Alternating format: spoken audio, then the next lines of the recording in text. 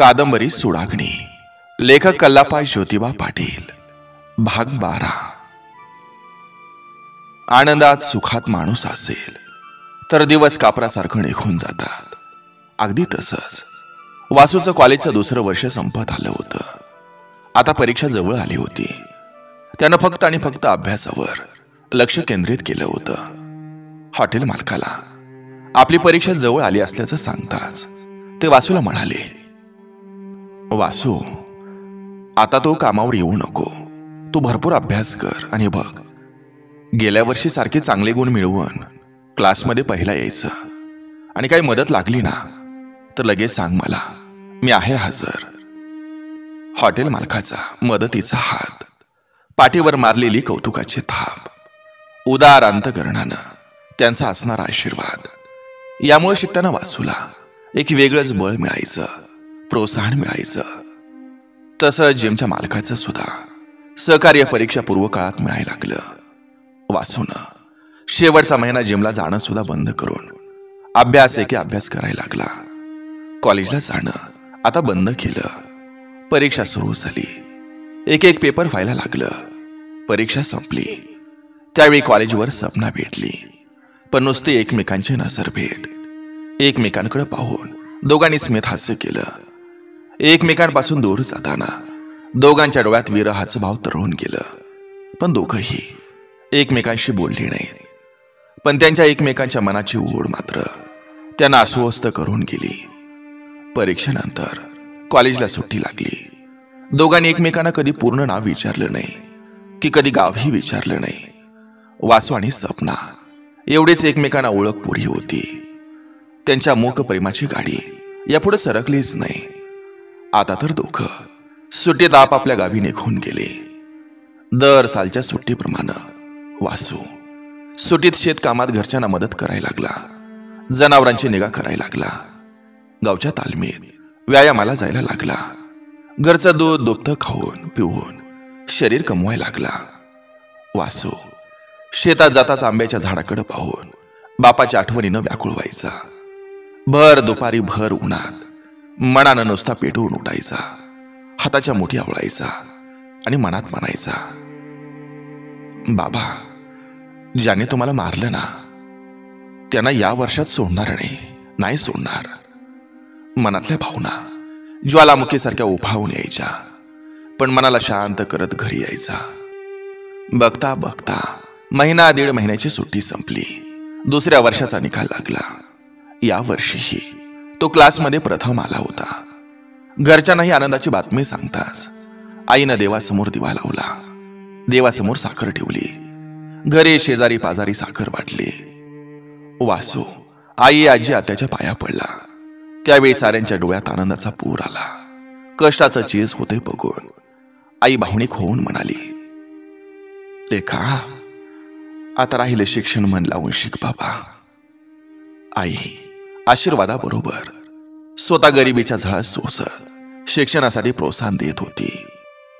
आई आजी आत्या या तिन्ही माऊलींचा आशीर्वाद घेऊन वासू महाविद्यालयीन शिक्षणाच्या शेवटच्या वर्षाचं शिक्षण घ्यायला घराबाहेर पडला। त्याच वसतिगृहात सलग 4 वर्षे राहिलेल्या वासूचं वसतिगृहातील विद्यार्थी सुप्रिटेंड याने दुसऱ्या वर्षात प्रथम क्रमांकानं पास झाल्याबद्दल वसतिगृहातील सगळ्या विद्यार्थ्यांना गोडधोड जेवण देऊन वासूचा एक प्रकारे सत्कारच केला। त्यावेळी या सर्वांनी त्या दिलेल्या प्रेमानं भारावून वासू भावनिक झाला।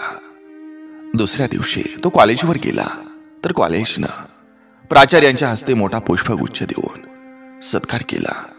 साऱ्या कॉलेजनं टाळ्यांच्या कडकडाटानं वासूवर अभिनंदनाचा जणू वर्षावच केला होता। त्यावेळी त्याचे बरेच मित्र हे हस्तांदोलन करून त्याला शुभेच्छा देत होते, अभिनंदन करत होते।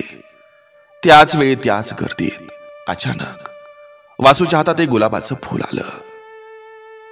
हार्दिक हार्दिक अभिनंदन वासू, असं म्हणत आपल्या कोमल हाताने वासूला हस्तांदोलन करणाऱ्या सपनानं आज वासूचं अभिनंदन केलंच, शिवाय प्रेमाचं प्रतीक गुलाबही दिलं। तिनं योग्य वेळी गुलाब देऊन एका दगडात 2 पक्षी मारलं होतं। आता मात्र या गर्दीत ही वासून एकदा त्या गुलाबांच्या फुलाकडं आणि गुलाबाचं फूल देणाऱ्या फुलासारख्या त्या टवटवीत हसऱ्या मुलीकडे युवतीकडे पाहून उद्गारला, thank you, thank you Sapna, thank you Sapna. हे शब्द तिच्या कानावर पडताच तिच्या गालावर एक आगळी वेगळी लाली पसरली. आज पहिली वेळ वासूच्या मुखातून सपना हे आपलं नाव ऐकताच ती अक्षरशः खुशीनं मनातल्या मनात आनंदून गेली. त्यावेळी तिच्या साऱ्या मैत्रिणीचं सारं लक्ष हे तिच्या चेहऱ्यावरील हावभावावर होतं. कॉलेज सुरू झालं. नियमितपणे वासू कॉलेजला यायला लागला. हॉटेलमध्ये कामावर जायला लागला. सायंकाळी जिमला जायला लागला. रात्री आणि पहाटे तो 3ऱ्या वर्षाचा अभ्यास करायला लागला. हे कॉलेजचं शेवटचं वर्ष होतं. कॉलेजचं कॅम्प शहराच्या बाजूच्या खेड्यात आयोजित करण्यात आलं होतं.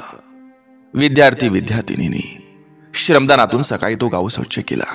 दुपारची जेवणं झाली आणि कॅम्प प्रमुखांनी प्राध्यापकांनी साऱ्या मुलांना सांगितलं, हे बघा मुलांनो, आपल्या कॉलेजनं हे कॅम्प आयोजित करून तुम्हा विद्यार्थ्यांच्या भावी जीवनासाठी काही कौशल्य, काही मूल्य तुमच्या अंगी रुजवण्याची एक संधी उपलब्ध करून दिली.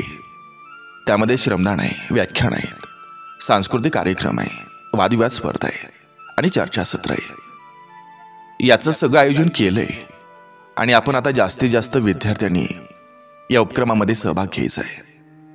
आणि या कॅम्पच्या शेवटच्या दिवशी सायंकाळी सांस्कृतिक कार्यक्रम आयोजित करायचा आहे, सादर करायचा आहे. तेव्हा तुम्हाला डान्स असेल, नाटिका असेल, नक्कल असेल, गाणं, कविता काही सादर करायचे असतील तर तुम्ही सगळ्यांनी नावं नोंदवा आणि तुमच्या कार्यक्रमाचा प्रकार पण नोंदवा. कॉलेजच्या जीवनातील आपली कला, विचार सादर करण्याची ही एक चांगली संधी असते. तेव्हा जास्तीत जास्त विद्यार्थ्यांनी या कार्यक्रमात सहभागी होऊन हा कार्यक्रम या गावच्या स्मरणात राहील असं करायचं आहे.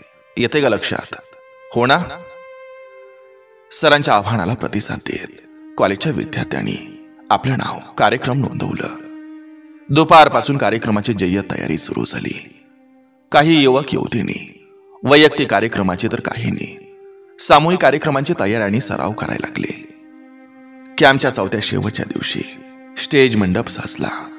साऊंड सिस्टीमची मांडणी झाली.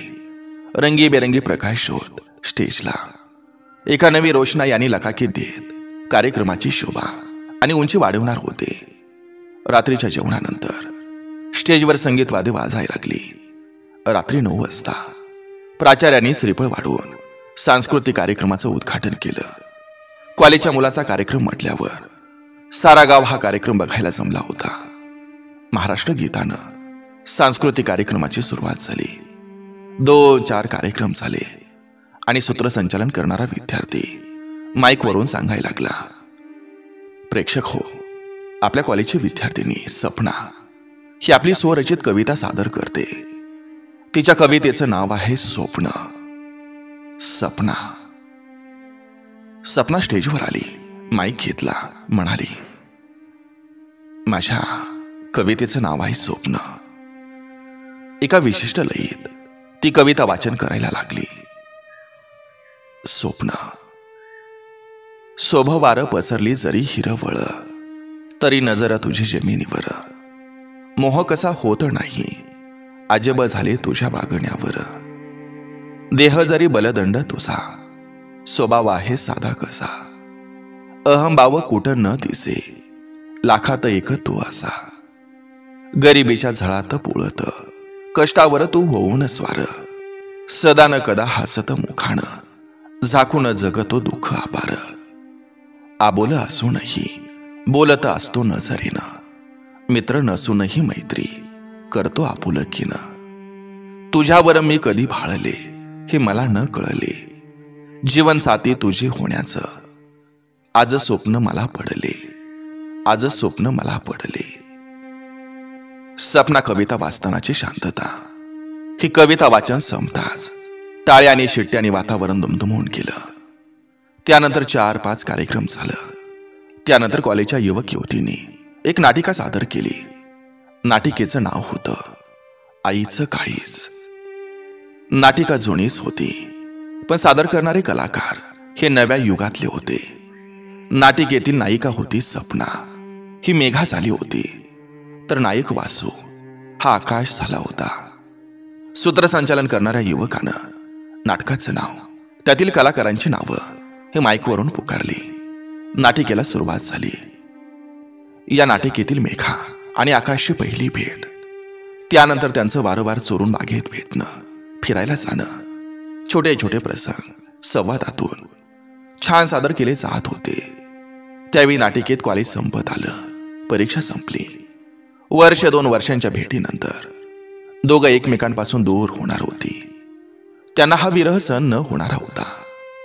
कॉलेज जीवनातील शेवटच्या वर्षातील शेवटचा पेपर झाला आणि दोघं एका बागेत आली. त्यावेळी गप्प गप्प असणाऱ्या मेघाला आकाश म्हणाला, मेघा, आकाशी गप्प काय ग, बोलत का नाहीस? तेव्हा मेघा म्हणाली, आकाश, आपलं कॉलेज संपले, परीक्षा संपली, आपण दोघंही एकमेकांपासून दूर जाणार आहे, आपली भेट होणार नाही आता. तेव्हा आकाश म्हणाला, अगं आपण एकमेकांपासून लांब जरी गेलो ना तरी मनानं जवळ असणार आहे, आपण एकमेकांना विसरू नाही शकणार. आकाशच्या नजरेत बघत भावनिक होत मेघा म्हणाली, नाही रे आकाश, माणूस लांब गेला की दुरावा निर्माण होतो आणि मला हा दुरावा आठवूनच मी अस्वस्थ झाले रे, अस्वस्थ झाले. मला तू हवाय रे, आणि कायमचा हवायस तू मला. हो आकाश, मला तू कायमचा हवायस. तेव्हा आकाश म्हणाला, मेघा, मी तुला हवाय, तशीच तू पण मला हवी आहेस ग. पण आपल्याला काही दिवस थांबावं लागेल. मी एखादी नोकरी शोधतो आणि मग तुझ्या घरी तुला मानानं मागणी घालायला येतो. मेघा म्हणाली, अरे आकाश, मी किती काळ वाट पाहायचा, आपलं प्रेम आहे, पण माझ्या लग्नाचा घरी विषय जर निघाला तर मी काय करू? सांग आकाश, मी काय करू? तेव्हा आकाश विनवणीच्या सुरात म्हणाला, हे बघ मेघा, तुला माझ्यासाठी थांबावं लागेल. हो मेघा, मी तुझ्या वाचून नाही राहणार, नाही जगणार. मेघा, तू मला माझी कायमची जीवन सोबती म्हणून हवेस ग, कायमचे. मेघा, अगं मी तुझ्यावर मनापासून प्रेम केलंय, मनापासून. तेव्हा मेघा म्हणाली, आकाश, तू माझ्यावर इतकं प्रेम करतोस, इतकं? आकाश म्हणाला, काय? आपल्या प्रेमाविषयी तुला शंका वाटते? माझ्यावर तुझा विश्वास नाही? गप्प गप्प राहणाऱ्या मेघाचा हात हातात घेत आकाश म्हणाला, मेघा, हे बघ, तुझ्यासाठी मी काही करू शकतो. हो. गप्प झालेली मेघा आकाशचे प्रेम आजमावण्याच्या भाषेत त्याच्या नजरेला नजर देत मेघा म्हणाली, आकाश, मी तुझ्याकडे एक गोष्ट मागते, ती तू देशील? आकाश पटकन म्हणाला, माग मेघा, माग. काय हवंय ना तुला ती माग, मी देतो तुला. मेघा म्हणाली, आकाश, माझ्यावर तू मनापासून प्रेम करत असशील ना, मी तुला हवे असेल ना, तर तू मला, अगं बोल तरी, देतो की नाही बघ, बोल. आकाश, मला तुझ्या आईचं काळीज हवंय. हो, तुझ्या आईचं काळीज हवंय मला. अचानक अंगावर वीज कोसळली तशी अवस्था झालेला आकाश ओरडला, काय? आईचं काळीज? होय आकाश, तुझ्या आईचं काळीज हवंय मला. हो, तुझ्या आईचं काळीज. अगं मेघा, मागून मागून काय मागितलंस ग? माझ्या आईचं काळीज? मेघा, एक सांगतो, तुला माझं काळीजच काय, माझी छाती फाडून तुला माझं हृदय देतो, पण माझ्या आईचं काळीज मागू नको, नको मागू. अगं मेघा, तिचं काळीज मीच आहे ग, तुला हवाय ना? मग मीच माझं हृदय आणि काळीजही देतो, घे, देतो तुला. आकाश तिथंच पडलेला सुरा घेऊन छातीत मारून घेणार एवढ्या त्याचा सूर्याचा हात धरत, आकाश, नाही, तू मला हवायस. नको नको तुझ्या आईचं काळीच मला हेच पाहायचं होतं. तू माझ्यासाठी पालन करत्या जन्मदात्या आईचा जीव घेणार की नकार देणार हे मला पाहायचं होतं. आकाश, तू मला जिंकलंस रे, तू मला जिंकलंस. अरे तुझं आईवरचं अपार प्रेम मला दिसलं, तितकंच माझ्यावरही तुझं प्रेम मला दिसलं. आकाश, तू प्रेमीवाडा नाहीस रे, आणि प्रेमानं आंधळाही झालेला नाहीस. होय आकाश, आईवर अपार माया करणारा आणि होणाऱ्या पत्नीवर जीवापाड प्रेम करणारा तुझ्यासारखा युवक ना मला जीवनसाथी म्हणून हवाय रे. हो, मला जीवनसाथी म्हणून हवाय. आकाश, तुझं मन तुझ्या नावाप्रमाणे आकाशा एवढं मोठं विशाल आहे. मेणा, मी तुझ्यावर मनापासून प्रेम केलंय. मला आता सारं काही मिळालंय. हो आकाश, मला सारं काही मिळालंय. असं म्हणत ती आकाशला मिठी मारते. नाटक संपतं आणि प्रेक्षकातून नुसत्या टाळ्याने शिट्ट्या वाजायला लागतात. कॉलेजची पोरं पोरी वासू सपनाशी ओरडायच लागली. या नाटिकेनं सांस्कृतिक कार्यक्रमाची सांगता झाली.